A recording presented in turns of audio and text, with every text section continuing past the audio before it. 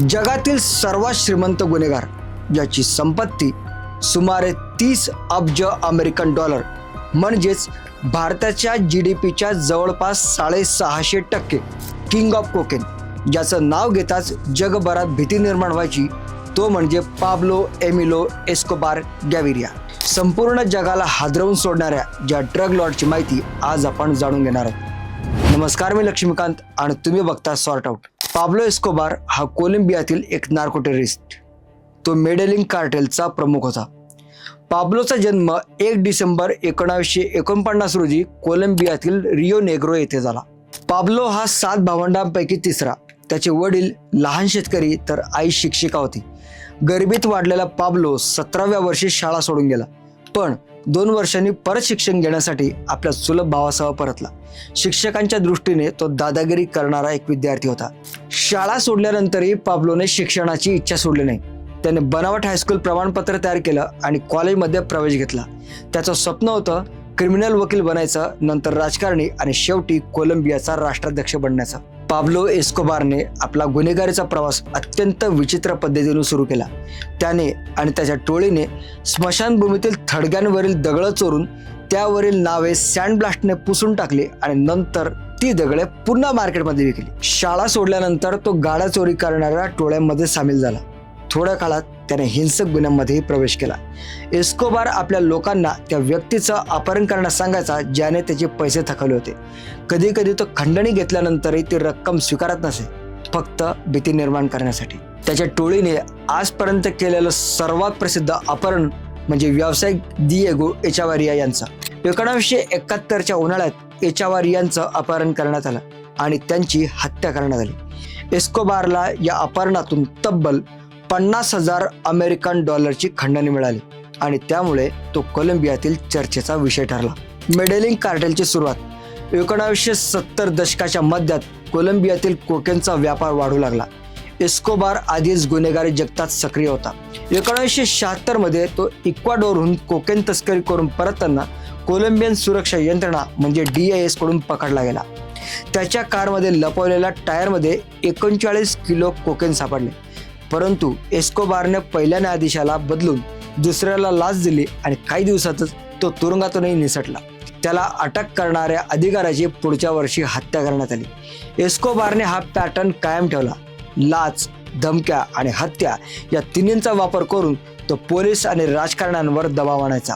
त्याची प्रसिद्ध नीती होती प्लातो ऑफ प्लोमो, म्हणजे सोनं घे नाहीतर गोळी घे. त्या काळात फक्त एस्कोबारच नाही तर मेडेलिन कार्टेल आणि कॅली कार्टेल या दोघांनीही कोलंबियन राजकारणात पैसा ओतून नेत्यांना विकत घेण्यास सुरुवात केली. त्यामुळे अनेक उमेदवार ज्यांना या कार्टेल्सनी आर्थिक मदत केली ते पुढे निवडून आले आणि सरकार या ड्रग लॉर्डच्या प्रभावात वाढत गेला. 1978 मध्ये एस्कोबारने काही ड्रग तस्करांना एकत्र एका शेतात भेटायला बोलवलं आणि तिथेच मेडेलिन कार्टेलची औपचारिक स्थापना केली. त्या वर्षाच्या शेवटी त्यांनी सुमारे 19,000 किलो कोकेन अमेरिकेत पोहोचवलं होतं. अमेरिकेत कोकेनची मागणी झपाट्याने वाढू लागली. एस्कोबारने दक्षिण फ्लोरिडा, कॅलिफोर्निया, प्युर्टो रिको आणि अमेरिकेतील इतर भागांमध्ये तस्करीचे नवीन मार्ग तयार केले. त्याचा साथीदार कार्लोस लेडर सोबत त्याने बहाजमधील नॉर्मन्स्के नावाचे बेट विकत घेतले. इथे त्याने एअर स्ट्रीप, बंदर, हॉटेल, बोटी, विमानं आणि कोकेन साठवण्यासाठी मोठे रेफ्रिजरेटेड गोदामे बांधली. 1978 ते 1982 या काळात हे बेट मेडेलिन कार्टेलचं मुख्य स्मगलिंग केंद्र बनलं. या मार्गातून मिळालेल्या अब्जावधी डॉलर्सच्या नफ्याने एस्कोबारने अँटिओक्विया येथे 20 चौरस किलोमीटर जमीन विकत घेतली आणि तिथे हॅसिएंडा नेपोलियन नावाचं आलिशान इस्टेट बांधलं. त्यात प्राणी संग्रहालय, तलाव, शिल्पबाग, खाजगी बुलरिंग आणि आलिशान बंगल्यांचा समावेश होता. एस्कोबारने 1980च्या दशकात समाजसेवा सुरू केली. त्याने गरीब वस्त्यांमध्ये घरं, शाळा, रुग्णालय, फुटबॉल मैदानं आणि चर्च बांधले. त्यामुळे तो रॉबिन हुड म्हणून प्रसिद्ध झाला. 1982 मध्ये तो लिबरल पार्टीच्या तिकिटावर कोलंबियन काँग्रेसचा सदस्य बनला. या पदामुळे त्याला संसदीय संरक्षण आणि डिप्लोमॅटिक पासपोर्ट मिळाला, पण त्याचवेळी त्याचं ड्रग्जचं साम्राज्य आणखी विस्तारत होतं. त्याने एका मुलाखतीत सांगितलं होतं, मी 16 वर्षाचा असताना सायकल भाड्याने देण्याचा व्यवसाय सुरू केला आणि त्यातून हे माझं साम्राज्य मी उभं केलं. पण सत्य काही वेगळंच होतं. त्याचं साम्राज्य रक्त आणि कोकेनवर उभं राहिलं होतं. एस्कोबारचा संघर्ष आणि हिंसाचार. काँग्रेसमध्ये त्याचा सर्वात मोठा विरोधक होता न्यायमंत्री रोड्रिगो लारा बोनिला. त्यांनी एस्कोबारवर गुन्हेगारीचे आरोप लावले. त्यामुळे लिबरल पार्टीचे नेते लुईस कार्लोस गालन यांनी एस्कोबारला पक्षातून बाहेर काढलं. 1984 मध्ये एस्कोबारने राजकारणातून निवृत्ती जाहीर केली, पण 3 महिन्यांनी लारा बोनिला यांची हत्या करण्यात आली. 1989 मध्ये एस्कोबारने लुईस कार्लोस गालन यांना मारण्याचे आदेश दिले. 18 ऑगस्ट 1989 रोजी गालनची सार्वजनिक सभेत हत्या करण्यात आली. Fue sin duda alguna Luis Carlos Galán Sarmiento.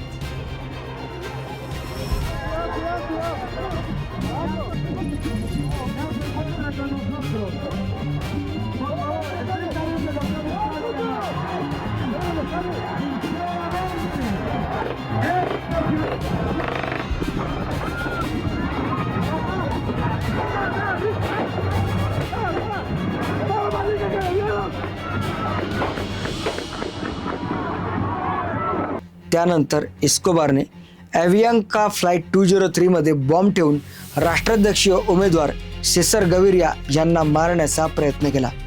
गविरिया त्या फ्लाईटमध्येच नव्हते, पण 107 लोक मृत्युमुखी पडले.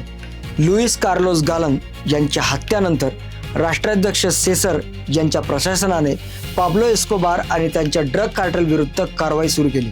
1991 मध्ये एस्कोबारने आत्मसमर्पण करून स्वतःला ला कॅथेड्रल नावाच्या आलिशान खाजगी तुरुंगात ठेवले, ज्यामध्ये फुटबॉल मैदान, डॉल हाऊस, बार, जॅकुझी आणि पाण्याचे झरे होते.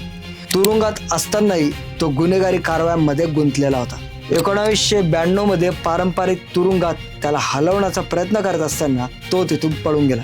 2 डिसेंबर 1993 रोजी मेडेलिनमधील एका घरात त्याला विशेष पोलिसांनी घेरून त्याला गोळ्या झाडून ठार केले. त्यावेळी त्याचा एक अंगरक्षकही ठार झाला. एस्कोबारच्या मृत्यूनंतर मेडेलिन कार्टेल विघटनात आले. कोकेन बाजारावर कॅली कार्टेलचे प्रभुत्व राहिले. त्याच्या अंत्यसंस्कारासाठी 25,000हून जास्त लोक उपस्थित होते. त्यांच्यासाठी तो रॉबिनहूड होता. मित्रांनो, तुम्हाला आजचा एपिसोड माहितीपूर्ण वाटला असेल तर सॉर्ट आउट बाय लक्ष्मीकांत या चॅनलला सबस्क्राईब करा. Stay tuned for more updates. भेटूया लवकरच.